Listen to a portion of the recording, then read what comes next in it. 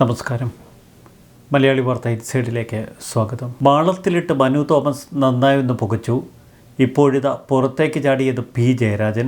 CPM നേതാക്കളുടെ പതിവ് ശൈലിയിൽ പി ജയരാജൻ മനു തോമസിനെ ഒന്ന് വിരട്ടി. പോലീസിനെ കൊണ്ട് കേസെടുപ്പിക്കും, പണി കഴിപ്പിക്കും എന്നൊക്കെ ജയരാജൻ്റെ വക. അതിന് ബദലായി മനു തോമസ് കളത്തിലിറങ്ങി. ഫേസ്ബുക്കിൽ ഒരൊറ്റ കാച്ച്. ഇതോടെ പി ജയരാജൻ്റെ അടപ്പൂരി. ജയരാജൻ പാർട്ടി സെക്രട്ടറി ആയിരുന്ന കാലത്ത് കോറി ഉടമയ്ക്കായി പുതിയ ഏരിയ സെക്രട്ടറിയെ നിയമിച്ചുവെന്നാണ് മനു തോമസിൻ്റെ ആരോപണം. വിദേശത്തുള്ള മകന് വഴിവിട്ട സഹായം ചെയ്തു കൊടുത്തുവെന്നും മനു തോമസ്. ഇതിനൊക്കെ ഇനി പാർട്ടിക്ക് വിശദീകരണം നൽകേണ്ടി വരും പി ജയരാജൻ.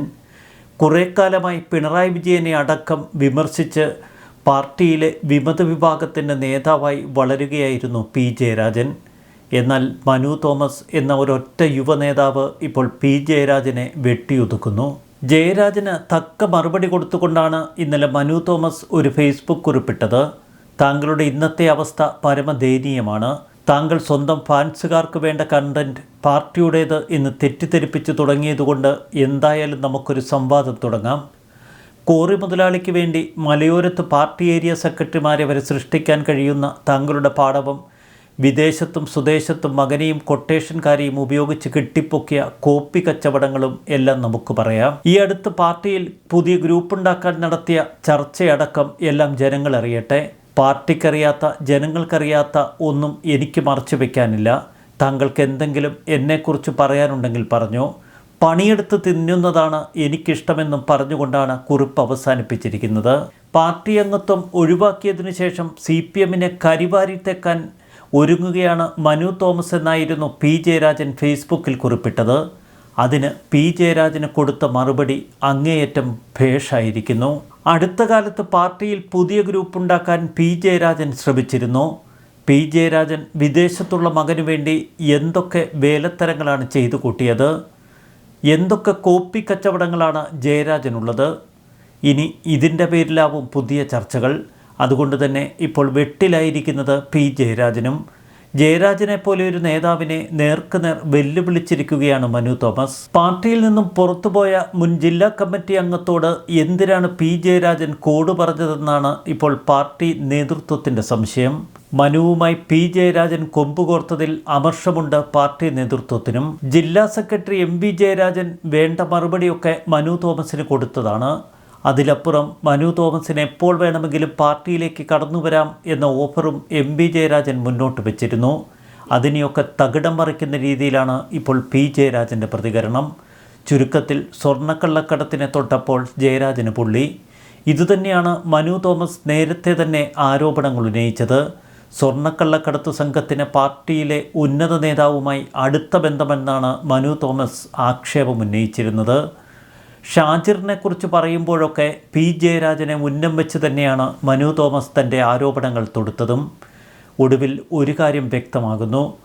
ആകാശ് തില്ലങ്കേരിയും അർജുൻ ആയങ്കിയും അടങ്ങുന്ന സ്വർണ്ണക്കള്ളക്കടത്ത് സംഘം, സ്വർണം പൊട്ടിക്കൽ സംഘം, അവർക്ക് ഗോഡ്ഫാദർ പോലെ നിൽക്കുന്ന ഷാജിർ എന്ന യുവജന നേതാവ്, ഇവരെയെല്ലാം തീറ്റിപ്പോറ്റുന്നതും പരിപാലിക്കുന്നതും പി ജയരാജൻ എന്ന കമ്മ്യൂണിസ്റ്റ് നേതാവാണോ? ഇന്നലെ വരെ ജയരാജൻ്റെ മേൽ കെട്ടിപ്പൊക്കിയ പൊയ്മുഖങ്ങളൊക്കെ പോയി മറയുന്നു. കൊട്ടേഷനും സ്വർണ്ണക്കള്ളക്കടത്തിനും പാർട്ടിയെ മറയാക്കുന്നവർ പാർട്ടിയുടെ ഔദ്യോഗിക ആളുകളായി സമൂഹ മാധ്യമങ്ങളിൽ പ്രത്യക്ഷപ്പെട്ടത് അന്നത്തെ ജില്ലാ സെക്രട്ടറി പി ജയരാജൻ്റെ ആശീർവാദത്തോടെയാണ് എന്ന് മനു തോമസ് പരസ്യമായി ആക്ഷേപിച്ചിരുന്നു. ഇതിന് മറുപടിയെന്നോണമാണ് അടിസ്ഥാനരഹിത ആരോപണങ്ങൾ ഉന്നയിച്ചതിന് മനുവിനെതിരെ കേസ് കൊടുക്കുമെന്നും പോലീസ് കേസെടുക്കുമെന്നും ഭീഷണിയുമായി ജയരാജനും കളത്തിലിറങ്ങിയത്. താൻ ആരോപണം ഉന്നയിച്ച നേതാവിനെ വെള്ളപൂശാനാണ് ജയരാജൻ്റെ ശ്രമമെന്ന് മനു തോമസ് ആരോപിച്ചിരുന്നു. ഷാജിറിനെ വെള്ളപൂശാൻ പി ജയരാജൻ നടത്തിയ ശ്രമങ്ങളെ വലിച്ചു കീറി പൊതുജനങ്ങൾക്ക് മുന്നിൽ തുറന്നിട്ടിരിക്കുകയാണ് മനു തോമസ്. ജില്ലാ കമ്മിറ്റി വ്യക്തത വരുത്തിയ കാര്യത്തിൽ മറ്റൊരു സംസ്ഥാന സമിതി അംഗം എന്തിനാണ് ഇത്തരം വിശദീകരണങ്ങളുമായി രംഗത്തിറങ്ങുന്നത് എന്ന ചോദ്യമുയർത്തുന്നു ഇപ്പോൾ ജില്ലാ കമ്മിറ്റി. സംസ്ഥാന നേതൃത്വത്തിനും സമാനമായ വികാരമാണുള്ളത്.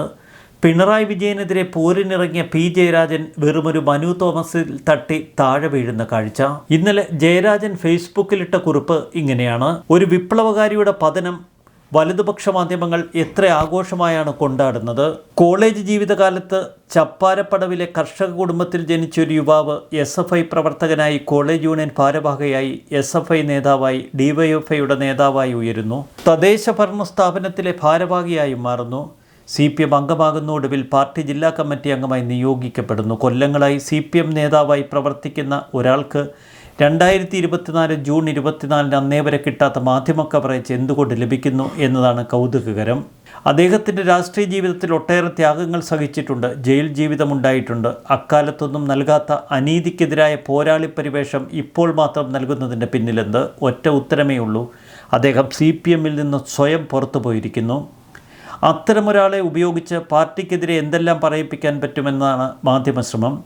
ഈ മാധ്യമശ്രമത്തിൻ്റെ ഭാഗമെന്നോണം ജൂൺ 25 മനോരമ പത്രത്തിൽ എനിക്കെതിരെയും അദ്ദേഹം ഒരു പരാമർശം നടത്തിയതായി കാണുന്നു.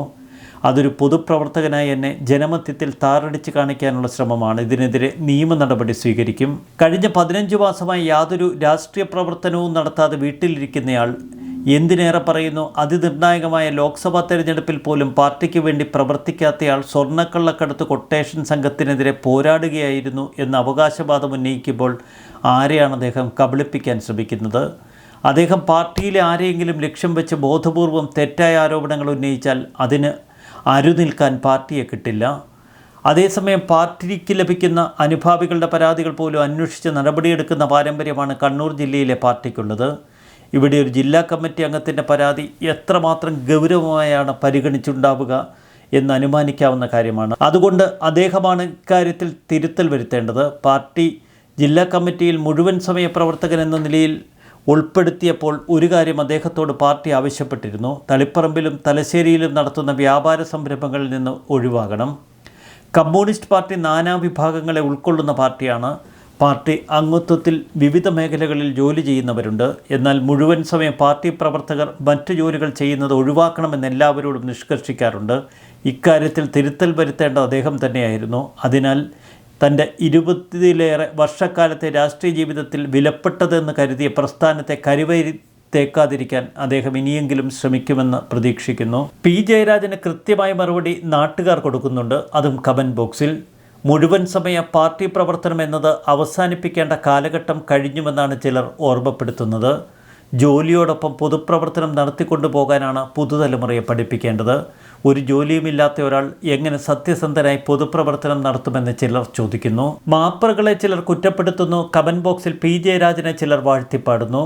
ഒരു വിപ്ലവകാരിയായിരുന്നു എന്നെങ്കിലും താങ്കളൊന്നും പറഞ്ഞു വെച്ചല്ലോ എന്ന് മറ്റു ചിലർ. മുഖ്യമന്ത്രി പിണറായി വിജയൻ്റെ മകൾക്ക് ബിസിനസ് ചെയ്യാം, ഒരു മുഴുവൻ സമയ കമ്മ്യൂണിസ്റ്റിന് അതൊന്നും പാടില്ല എന്ന് നിഷ്കർഷിക്കുന്നത് എന്തടിസ്ഥാനത്തിലാണ് എന്ന് ചോദിക്കുന്നവരുണ്ട്. ശരിയാണ് P. ജയരാജ, താങ്കൾ ഇത്തരം വിശദീകരണങ്ങൾ കൊണ്ട് ഇപ്പോൾ വഷളായിരിക്കുന്നു. മനു തോമസ് ആഞ്ഞടിക്കുന്നത് താങ്കളെപ്പോലെയുള്ള കമ്മ്യൂണിസ്റ്റ് നേതാക്കളുടെ കപടതയ്ക്ക് നേരെ തന്നെയാണ്. അതിന് മാപ്രകളെ മാത്രം കുറ്റം പറഞ്ഞിട്ട് കാര്യമില്ല. വീണ്ടും കണ്ണൂരിലെ രാഷ്ട്രീയം അങ്ങനെ നീറിപ്പുകയുന്നു. പെരുന്നാളിനൊക്കെ പൊട്ടിക്കുന്ന ഗർഭം കലക്കി അവിട്ടുപോലെയാണ് ഇപ്പോൾ മനു തോമസിൻ്റെ ഓരോ വാക്കുകളും. അത് കണ്ണൂരിൽ ഉണ്ടാക്കുന്ന ഇമ്പാക്റ്റ് അത്ര വലുതാണ്. ഏത് നികേഷ് കുമാർ കിണറ്റിലിറങ്ങിയാലും കണ്ണൂരിലെ കമ്മ്യൂണിസ്റ്റ് പാർട്ടിയുടെ തകർച്ച അത് വിവരണങ്ങൾക്ക് അപ്പുറം തന്നെ. ന്യൂസ് ഡെസ്ക് മലയാളി വാർത്ത ഇൻസൈഡ്.